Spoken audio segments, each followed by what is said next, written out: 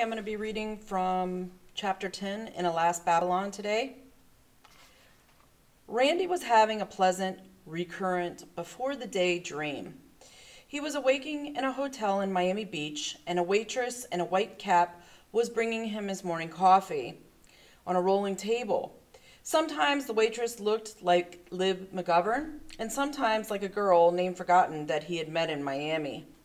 She was always a waitress in the morning, but at night she became an airline stewardess, and they dined together in a little French restaurant where he embarrassed her by eating 6 chocolate eclairs. She said, as always, "Your coffee, Randy, darling." And he could hear her saying it, and he could smell the coffee. He drew up his knees and hunched his shoulders and scrunched his head deeper into the pillow so as not to disturb the dream. She shook his shoulder, and he opened his eyes, still smelling coffee, and closed them again. He heard her say, "Damn it, Randy. If you won't wake up and drink your coffee, I'll drink it myself." He opened his eyes wide. It was Lib without a white cup. It was Lib without a white cap. Incredibly, she was presenting him a cup of coffee. He reached his face out and tasted it. It burned his tongue delightfully. It was no dream, and he swung his feet to the floor and took the saucer and cup, and he said, "How?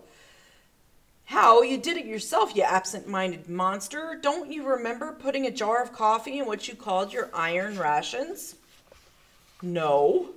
"Well, you did. A 6-ounce jar of instant, and powdered cream, and believe it or not, a whole pound of lump sugar.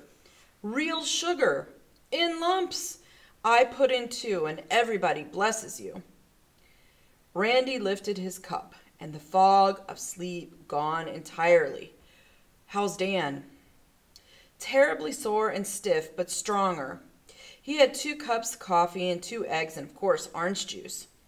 "Did everybody get coffee?" "Yes, we had Florence and Alice over for breakfast. It's 10 o'clock, you know. And I put some in another jar and took it over to the Henrys. The Admiral was out fishing, and we'll have to give him his share later. Helen has earmarked the broth and bouillon for Dan until he's better, and the candy for the children. Don't forget Caleb." "Oh, we won't." Again, he had slept in his clothes and felt grimy. He said, "I'm going to shower," and went into the bathroom. Presently he came out, towel around his middle, and began the hopeless process of honing the hunting knife. "Did you know," he said, "that Sam Hazard has a straight razor, and he's always used one? That's why his face is so pink and unscarred and clean. After I've talked to Dan, I've got to go see Sam." "Why?" "He's a military man, and I need help for a military operation." "Can I go with you?" "Darling, you are my right arm. Where I goeth, you can go, up to a point." She watched him while he shaved. All women, he thought, from the youngest on up, seemed fascinated by his travail and agony.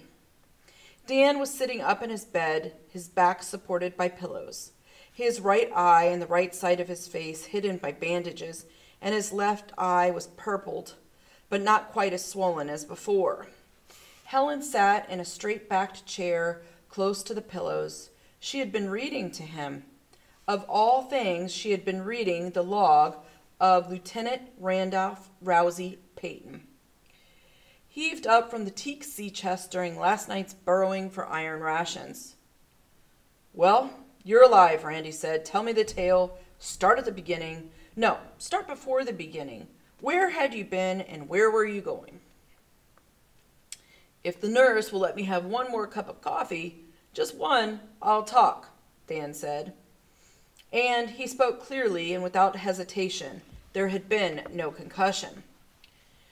Each day when he completed his calls, it was Dan's custom to stop at the bandstand in Marines Park. One of the bandstand pillars had become a special bulletin board on which the people of Fort Repose tacked notices summoning the doctor when there was an emergency. Yesterday there had been such a notice, and it read, "Dr. Gunn, this morning, Friday, 2 of my children became violently ill. Kathy has a temperature of 105 and is out of her head. Please come. I am sending this note by Joe Sanchez, who has a horse. Signed, Herbert Sunbury. Sunbury, like Dan, was a native New Englander, and he had sold his florist shop in Boston 6 years before to migrate to Florida and operate a nursery. He had acquired acreage, built a house, and planted cuttings and seedlings on the Timaquan 6 miles upstream of the Bragg house. Dan pushed the Model A fast up River Road. Beyond the Bragg place, the road became a series of curves, following the serpentine course of the river. Dan had delivered the last of the 2 Sunburys' 4 children, and he liked the Sunburys. They were cheerful, industrious, and thoughtful. He knew that unless the emergency was real and pressing, Herb would not have dispatched the note. Let's see. Herb would not have dispatched the note. It was real. It was typhoid. It was the typhoid that Dan had half expected and completely dreaded for weeks, months. Typhoid was the unwelcome evil sister of any disaster in which the water supply was destroyed or polluted and normal disposal of human waste difficult or impossible.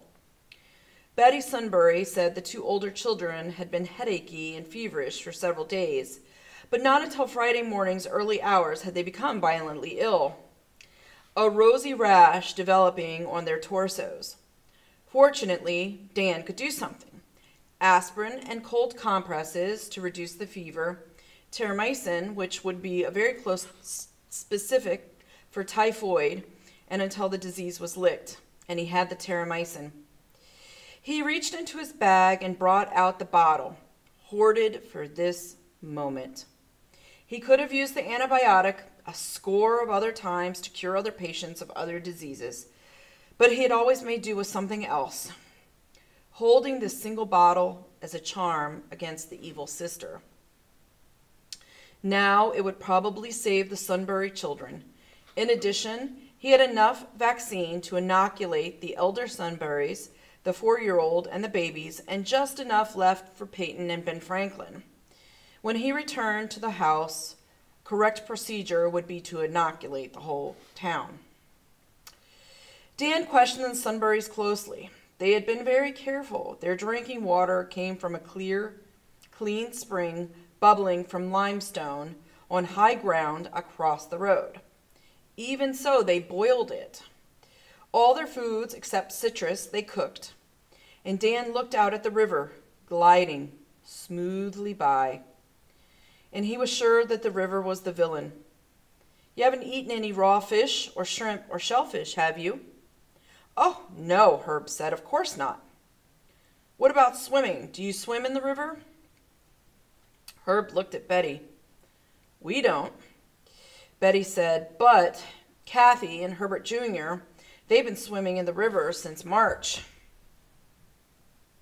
That's it, I guess, Dan said. If the germs are in the river, it only takes one gulp. Somewhere in the headwaters of the Timaquan, or in the great mysterious swamps from which slender streams sluggishly moved towards the St. John's, a typhoid carrier had lived, undetected. A hermit, perhaps, or a respectable churchwoman in a small truck farm community. And when this person's sanitary facilities faded, germ-laden feces had reached the rivers. Thus, Dan reconstructed it, driving back toward town on the winding road. So basically, since the bathrooms were not functioning, somebody went and made the river their bathroom, and that's how the river became contaminated, thus infecting the Sunburys. Dan was so absorbed in his deductions and forebodings that he failed to see the woman sitting on the side of the road until he was almost on top of her. And he stepped on the brakes hard, and the car jarred to a stop. And the woman wore jeans and a man's t-shirt, and her right knee was drawn up almost underneath her chin, and she held her ankle in both hands and her body rocking as if in pain. A swatch of metallic blonde hair curtained her features. Dan first thought that she had turned her ankle. His second thought was that she could be a decoy for an ambush. Yet, highwaymen rarely operated on unfrequented and therefore unprofitable roads, and had never been reported this close to Fort Repose. And the woman looked up appealingly. He could have switched gears and gone on, but he was a physician and he was Dan Gunn. And he turned off the engine and got out of the car. As soon as his feet touched the macadam, he sensed from her expression that he had stepped into a trap. Whatever her face showed, it was not pain. When her eyes shifted and she smiled, he knew her performance had been completed. Behind him, a man spoke. "All right, Mac, you don't have to go any further." Dan swung around. The man who had spoken was one of three, all oddly dressed and all armed. They had materialized from behind scrub palmettos at the side of the road. The leader was squat and wore a checked gold cap and Bermuda shorts. His arms were abnormally long and his hands huge. He carried a submachine gun and handled it like a toy. His belly bulged over his waistband. He ate well. Dan said, "Look, I'm a doctor, and I'm the doctor of Fort Repose, and I don't have anything you want." The second man advanced on Dan. He was hatless, dressed in a striped sports coat, and gripped a baseball bat with both hands. "Get that, Mick?" he said. He don't have nothing we want. Ain't that rich?" The third man was not a man at all, but a boy with fuzz on his chin. The boy wore Levi's, a wide-brimmed hat, high-heeled boots, and twin holster belts slung low. He stood apart from the others, legs spread, hefting a long-barreled revolver in each hand. He looked like an immature imitation of a Western bad man holding up the Wells Fargo stage. But he seemed overly excited, and Dan guessed the most volatile and dangerous of the three. The woman, grinning, got in the car and wrestled the back seat to the floor and found the 2 bottles of bourbon that Dan kept hidden there. "Just like you heard, Buster," she said, "the doc keeps a traveling bar." "That's my anesthetic," Dan said. And without looking at the woman, the leader said, "Just leave the liquor in the car, Rum-Dum. We'll take everything as is. Start walking, Doc." Dan said, "At least let me have my bag. All of the instruments and medicines I've got are in there." The boy giggled. "How about letting me put him out of his misery, Mick? He's too ignorant to live." The man with the machine gun took 2 steps to the side, and Dan knew why. The car's gas tank was in the line of fire. The machine gun moved. "Get going, Doc." Dan thought of everything that was in his bag, including the typhoid shots for Peyton and Ben Franklin, and he took a step towards the car. He saw the baseball bat swinging and tried to close with the man, knowing he was foolish and knowing that he was awkward and clumsy. The bat grazed his face and he tripped and fell. As he tried to rise, he saw the boy's high-heeled boot coming at his eyes, and the man with the bat danced to the side, ready to swing again. His head seemed to explode. In a final split second of consciousness, he thought, "I am dead." He awoke dazed, almost totally blind, and unable to determine whether he had been shot as well as slugged and beaten. He wanted to die and waited to die. And when he didn't die, he sat for a long time trying to decide which way was home.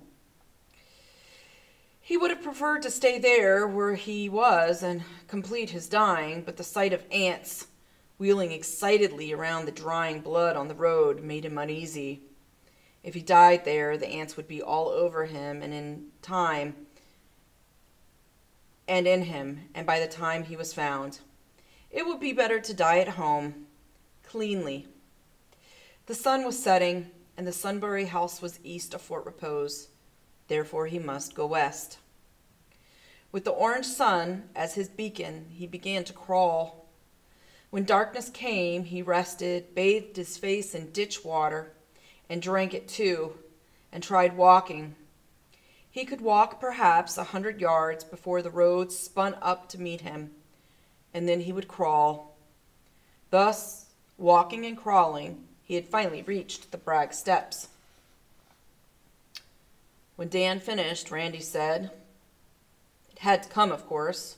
The highwaymen killed off travel on the main highways, and so now they've started in on the little towns and the secondary roads. But in this case, Dan, it sounds like they were laying for you personally. I think that they knew you were a doctor and that you'd be going way out on River Road to the Sunburys. And certainly the woman knew you kept a couple bottles of bourbon in the car. All they had to do," Dan said, "was hang around Marines Park, look at the notices on the bandstand, and ask questions. I didn't know any of them, but I think I've seen one of them before, the youngest.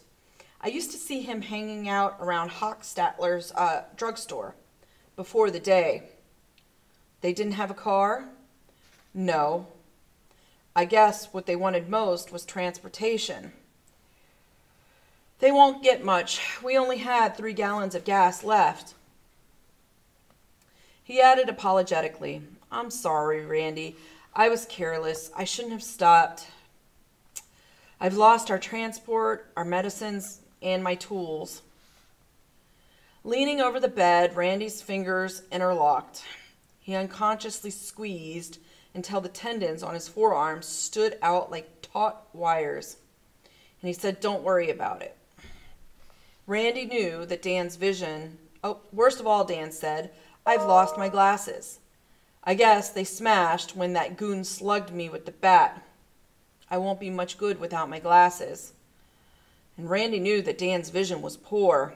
Dan was forced to wear bifocals, and he was very nearsighted. "Don't you have another pair?" he asked.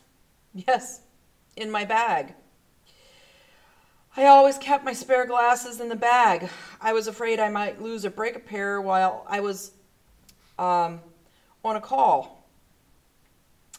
He sat up straight in bed, his face twisted. "Randy, I may never be able to get another pair of glasses." Randy stood up. "I've got to start working on this, Dan." "What are you going to do?" "Find them and kill them." He said this in a matter-of-fact manner, as if announcing he was going downtown to have the tires checked in the time before the day. Dan said, "I'm afraid you're going at this wrong, Randy. Killing highwaymen is secondary. The important thing is the typhoid in the river. If you think things are bad now, wait until we have typhoid in Fort Repose. It's not only Fort Repose. It goes from the Timucuan into the St. Johns and downriver to Sanford, and Palatka, and the other towns, if they're still there. All I can do about typhoid is warn people, which you have already done, and I will do again. I can't shoot a germ. I'm concerned with the highwaymen right now, this minute. Next, they'll start raiding the houses. It's as inevitable as the fact that they left the main highway and ambushed you on River Road. Typhoid is bad, and so is murder, robbery, and rape. And I'm an officer in the reserve, and I've been legally designated to keep order when normal authority breaks down, which certainly has here. And the first thing I plan to do to keep order is execute the highwaymen.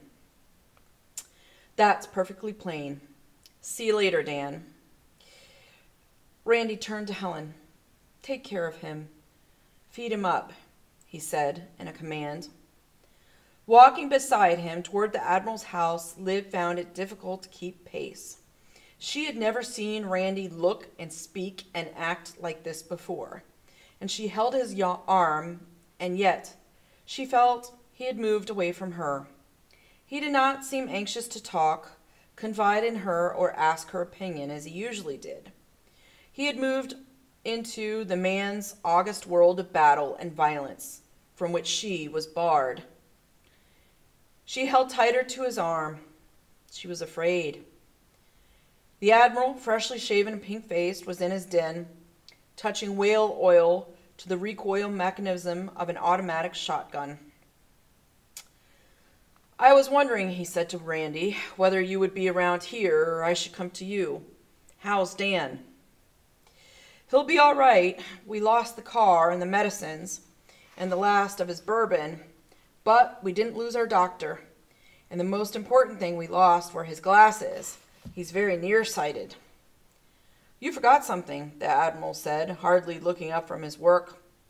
"We not only have lost transport, but communications. We no longer have a way to recharge the batteries." "The battery I have now," he nodded at the radio, "is good for perhaps another 8 or 10 hours. After that, he looked up. Nothing. Silence. "What do you plan to do?" "I plan to kill them. But I don't know how to find them, and I came to talk to you about it." Lib said, "May I interrupt?" "Don't look at me that way, Randy. I'm not trying to interfere in your business. I just wanted to say that I brought the Admiral's coffee. While you're talking, I thought I'd boil water and make a cup for him." The Admiral said absently, "Kettle's in the fireplace." And she went into the living room. It was silly, but sometimes the Admiral irritated her. The Admiral made her feel like a messenger boy. Like a mess boy. Again, think about the time period in which the book takes place, and obviously,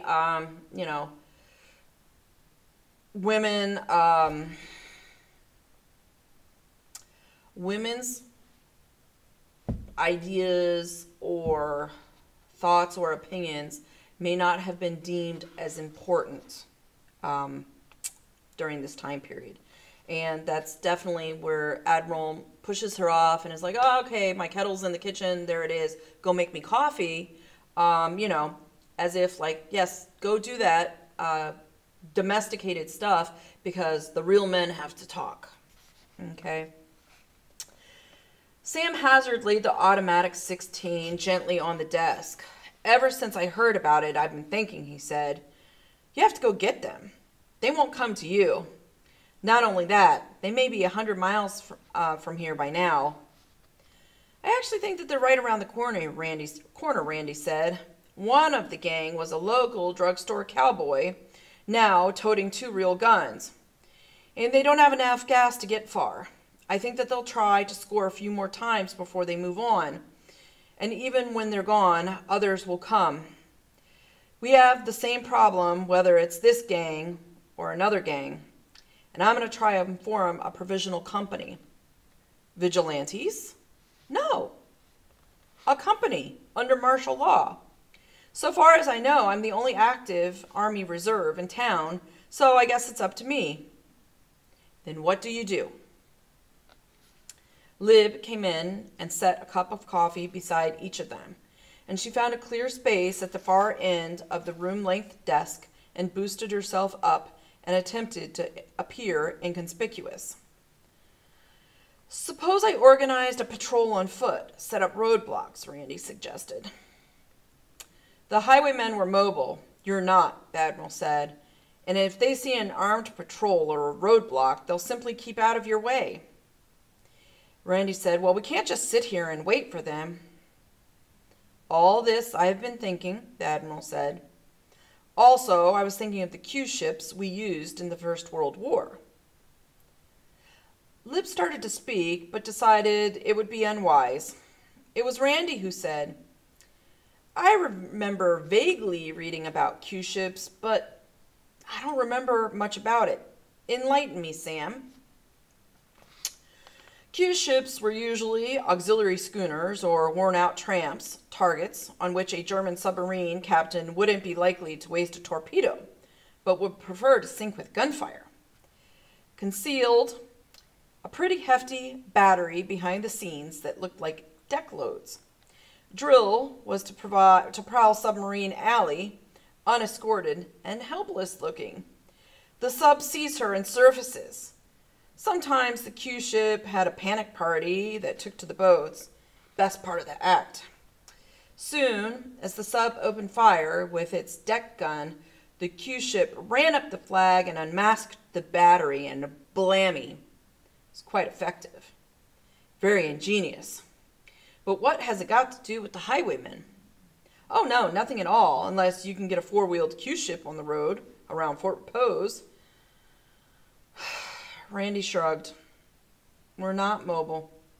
Plenty of cars we could use, for example, yours, Sam, but gasoline is practically non-existent. We might have to cruise around for days before they tracked us. I might be able to requisition a gallon or two here and there, but then word would get out and around, and then they'd be watching for us. Lib had to speak. Can I make a suggestion? I think Rita Hernandez and her brother must have gasoline. They're the big traders in town, aren't they? Randy had tried to wipe Rita out of his mind. They were even. They were quits. He wanted nothing from Rita anymore, and he said, it's true that if anybody's holding gas, it's Rita. Not only that, Lib said, but they have the grocery truck. Can you imagine anything more enticing to highwaymen than a grocery truck? They won't really think it's filled with groceries, of course, but psychologically it would be irresistible. Sam Hazard smiled with his eyes as if light from within penetrated the opaque gray. There you have it, Randy. Nice staff work, my girl. Also, she said, I think it would be a good idea if I drove. They'd be sure to think it was easy pickings with a woman driving. You will like the devil drive, Randy said. You will stay at home and guard the house, you and Ben Franklin. And the two men went on talking and planning as if they had already possessed the truck with full tank, and she was left out again. At least, she thought, if it really worked, she had contributed something. The Admiral emphasized that whatever was done must be done quietly, and Randy decided he could not go to the Hernandez house until after dark. It was not impossible that the highwaymen were holed up in Pistolville or had contacts there. If Pistolville saw him drive off in Rita's truck, the news would be all over town within a few hours. Finally, the Admiral asked the crucial question. Would Rita cooperate? Was she discreet? Rita wants to hold on to what she has, Randy said. Rita wants to live. She's realistic. There was one more thing he must do, and before he left the Admiral, he sat at the typewriter and pecked out the orders. Order number 1, Town of Fort Repose. 1. In accordance with the proclamation of Miss Josephine Van Brooker Brown, Acting President of the United States, and the declaration of martial law, I am assuming command of the town of Fort Repose and its environs. 2. All Army, Navy, and Air Force reservists and all members of the National Guard, together with any others with military experience who will volunteer, will meet at the bandstand at 1200 hours, Wednesday, April 20th. I propose to form a composite company to protect this town. Order number 2. 1. 2 cases of typhoid have been diagnosed in the Sunbury family, Upper River Road. It must be assumed that both the Timucuan and St. John's are polluted. 2. All water will be boiled before drinking. Do not eat fruits or greens that have been washed in any unboiled water. Order number 3. Number 1. Dr. Daniel Gunn, our only physician, has been beaten and robbed by highwaymen. 2. The penalty for robbery or pillage or for harboring highwaymen or for failure to make known information concerning their whereabouts or movements is death by hanging. All these orders he signed, Randolph Rousey Bragg, 1st Lieutenant, AUS Reserve, 02658988. So, again, think back to changes that characters are undergoing, okay? Randy started little by little assuming leadership positions, first within his own household, and now within the community. And so this is definitely a major shift for Randy in terms of his character. Remember, he went from being the washed up, failed politician, alcoholic, with kind of no real direction, and he now has a direction and a purpose, and he is assuming a leadership role in his community, which is something that he had wanted to do all along, and one of the reasons why he had gotten into politics in the first place. Lib, reading over his shoulder, said, "Why wait until Wednesday to form your company?" "I want the highwaymen to think that they have plenty of time," Randy said. "I want them to laugh at us." There were a number of ways by which Randy could have traveled the 3 miles to Marines Park, and then the 2 additional miles to the Hernandez house on the outer fringe of Pistolville. The Admiral had offered to take him as far as the town dock in the outboard cruiser, now converted to sail, but Sam Hazard had not yet added additional keel to the boat, so it would side slip badly on a tack. Sam could get him to Marines Park all right, but on the return trip, be unable to make headway against current and wind and be left stranded. Randy could have borrowed Alice Cooksey's bicycle, but decided this might have made him conspicuous in Pistolville. Conspicuous means really stand out. He could have ridden Balaam, the mule, but if he succeeded in persuading Rita to let him have the truck and gasoline, how would Balaam get home? Balaam didn't fit in the paneled truck. Besides, he was not sure that Balaam should ever be risked anyway from the Henry's fields and barn. The only mule in Timaquan County was beyond price, and in the end he decided to walk. He set out after dark. Lib escorted him as far as the bend in the road. She had tacked his notices firmly to a square of plywood which he was to nail to the bandstand pillar. Thus, she had explained, they would not be lost or overlooked among the offers to trade fish hooks or lighter flints and the pleas for kerosene or kettles, and across the top of the board she had printed official bulletins. Randy wore stained dungarees, old brown fishing sneakers, and a floppy black hat borrowed from Two-Tone. His pistol was concealed in a deep pocket. When walking Pistolville at night, he wanted to look as if he belonged there. When he told Lib it was time to turn back, she kissed him. "How long will it take you, darling?" she asked. "Depends on whether I get the truck. Counting the stop at the park to nail up the orders, I should get there in less than 2 hours, and after that, I don't know. That depends on Rita." "If you're not home by midnight," she said, "I'll come after you with a shotgun." She sounded half serious. In the past few weeks, she had been more tender to him and embarrassingly solicitous of his safety, more jealous of his time, and she was possessive, which was natural, and they were lovers when there was time and place and privacy and respite from fatigue and hunger and the dangers and responsibilities of the day.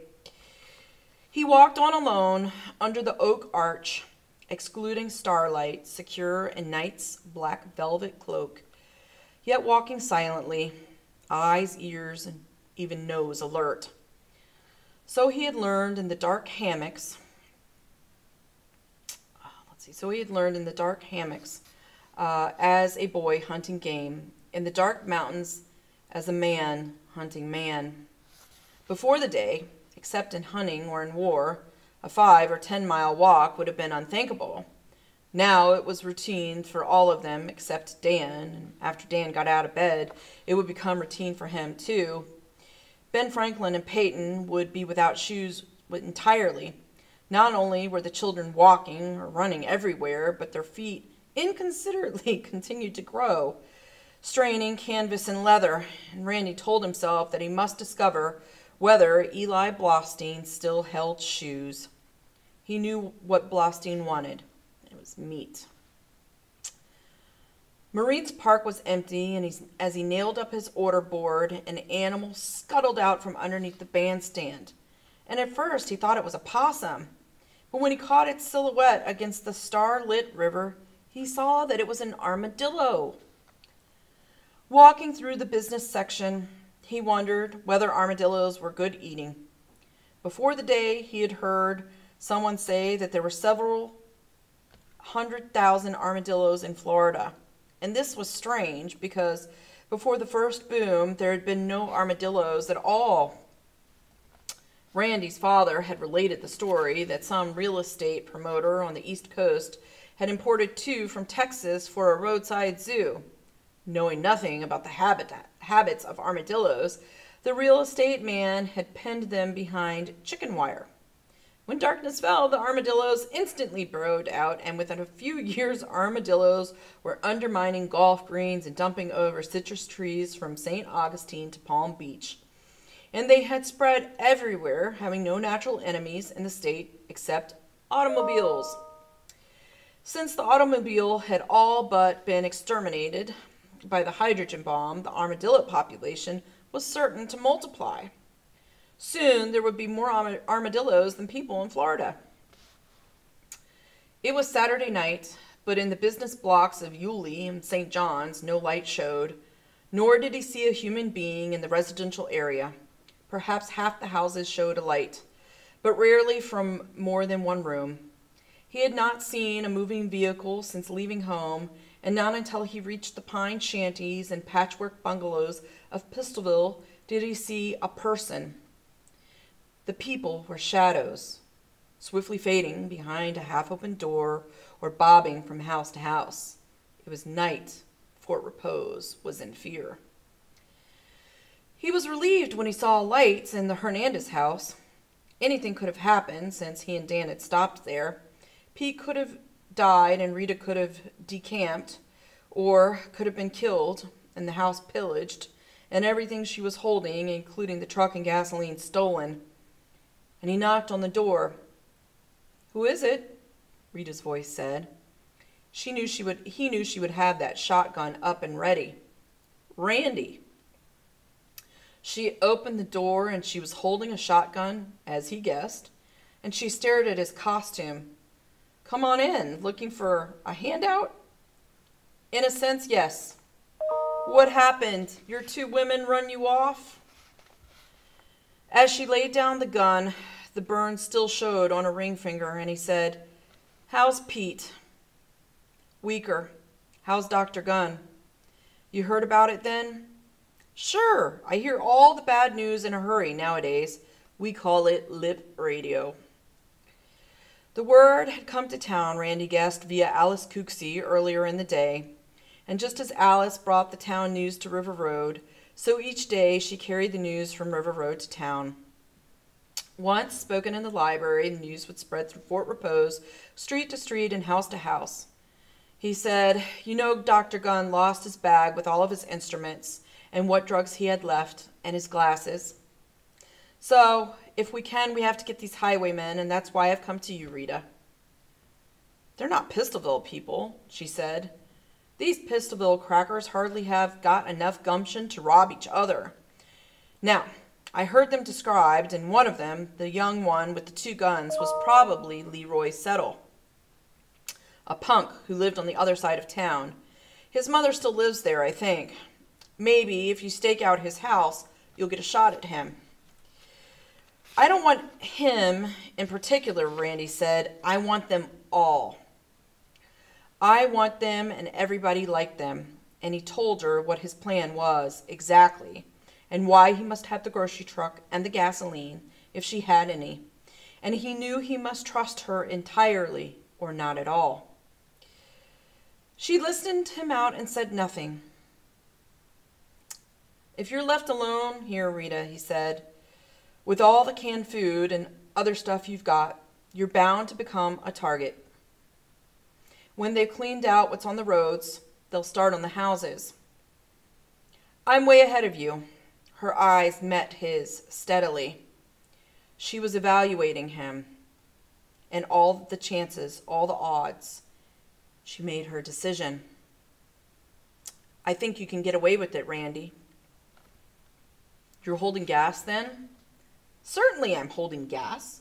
15 gallons under the back steps, and you can have it and the truck, but anything you don't use, I expect back. He rose. What are you going to tell people when they see that your truck is gone? I'm going to tell them it was stolen, and I'm going to tell them it was loaded with choice trade goods, and that while I was in the bedroom attending to Pete, someone jimmied the ignition and stole it. To make it sound good, I'm going to let off a blast with this gun when you whip out of the driveway. The news will get around fast. Don't worry. It'll get to the highwaymen, and they'll be looking for the truck. That should help, shouldn't it? It should make it perfect. Go out the back way, load the cans in the back of the truck quietly, and there's enough gas in the truck to take you out to River Road. I'll salute you when you hit the street. He said, You're a smart girl, Rita. Am I? She held out her left hand to show the black circle left by the radioactive diamond ring. I've got a wedding band. I was married to an H-bomb. Will it ever go away, Randy? Sure, he said, hoping it would. Dan will look at it again when he's better. He walked through the hallway and kitchen and out into the darkness, and he found the 3 5-gallon cans under the back steps, opened the truck's rear doors, and silently loaded the gasoline. And he got in and stepped on the starter. The engine turned over, protesting. Rita had been careless, he guessed, and had forgotten to fill the battery with distilled water, for it was close to dead. He tried again, and the engine caught.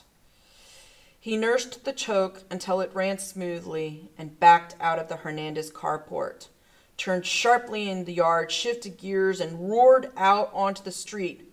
And he glimpsed Rita's silhouette in the doorway and the gun rising to her shoulder, and for an instant thought she was aiming at him. And the red flame leaped out of the muzzle at the first corner he cut away from Augustine Road and followed rutted dirt streets until he was clear of Pistolville, and he saw no other cars in motion on the way home. It was past 11 when he drove the truck into the garage and closed the doors so no casual passerby or visitor would see it. The lights were out in Florence's house, and in his own house only a single light burned in his office window. That would be Lib waiting for him. He had urged the women to get to bed at their usual hour or earlier, for they had planned to go to the Easter sunrise services in Marine Park. This was good. It was good that they should all be there, so that no one would guess of the unusual activity out on River Road. From a less practical standpoint, he felt good about it too. He was, as a matter of fact, surprised at their anticipation and enthusiasm. Many things had happened in the past few days, and yet their conversation always came back to the Easter services. People hadn't been like that before the day. He could not imagine any of them voluntarily getting up before dawn and then walking 3 miles on empty stomachs to watch the sun come up, sing hymns, and listen to sermons, however short. He wished he could walk with them, but he couldn't. It was necessary that he remain there to complete his plans with Sam Hazard and also to work on the truck. Walking toward the house, he wondered at this change in people and concluded that man was a naturally gregarious creature, and they were all starved for companionship and the sight of new faces.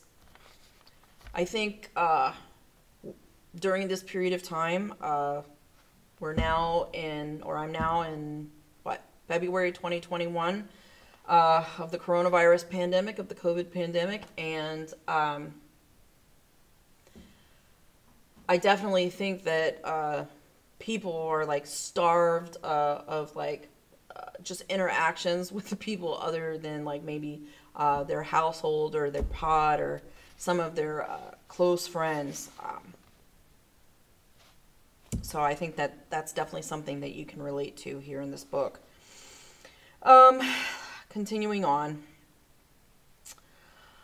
Let's see. Marines Park would be their church, their theater, their assembly hall. It was these reasons, perhaps, that accounted for the success of the old-time Chautauquas. It would be that and something more. Discovery that Faith had not died under the bombs and missiles. She wasn't upstairs. She was waiting in the gloom of the porch. She said, "I saw you drive in. It's beautiful. Did you get the gas to go with it?" Total of 17 gallons, including what's in the tank. "We can cruise for a day or two if we take it easy. Are you tired, darling?" "Not too. If you're going to be up at 5 with the others, you really ought to be in bed. I've been waiting for you, Randy. I worry. And I'm not tired, really." They walked through the grove, down to the dock. The river whispered, the quarter moon showed its profile, and the stars moved. And she lay on her back, head resting on her locked fingers, looking up at the stars. His eyes measured her, long, slender, curved as if for flight, skin coppery, hair silvered by the night. "You're a beautiful possession," he said, "and I wish we had a place of our own so I could keep you. I wish we had just one room to ourselves, and I wish we were married." Instantly she said, "I accept." "I'm not sure how'd we go about it. Last I heard, the courthouse in San Marco wasn't operating. And for a while, it was an emergency shelter like our school. And I don't know what they use it for now, but certainly not for issuing marriage licenses. And the county clerk has disappeared. And I heard in the park that he took his family and started for an uncontaminated zone in Georgia, where he used to live."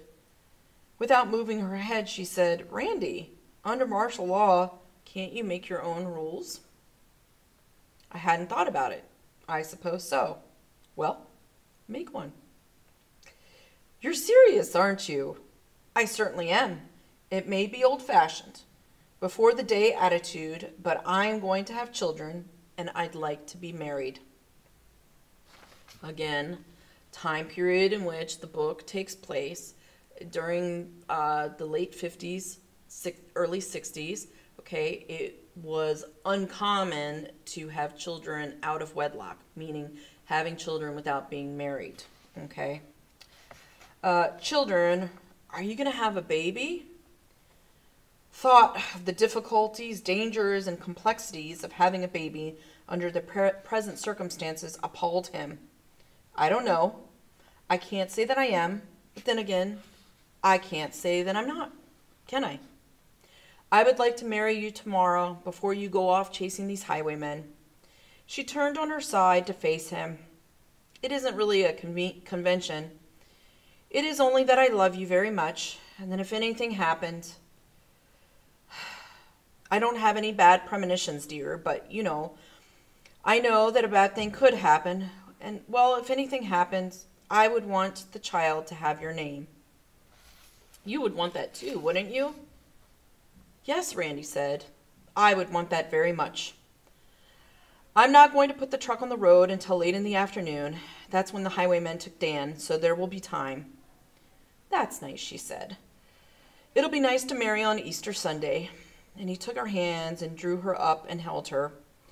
Over her shoulder, he saw a pair of green eyes and a dark snout sliding downstream past the edge of the dock. It was spring, and the gators were out of their holes. He had heard somewhere that the Seminoles ate gator meat and then cut their tails into steaks. It was a source of meat that should be investigated, and he knew he shouldn't be thinking about food at this time, but he was hungry again.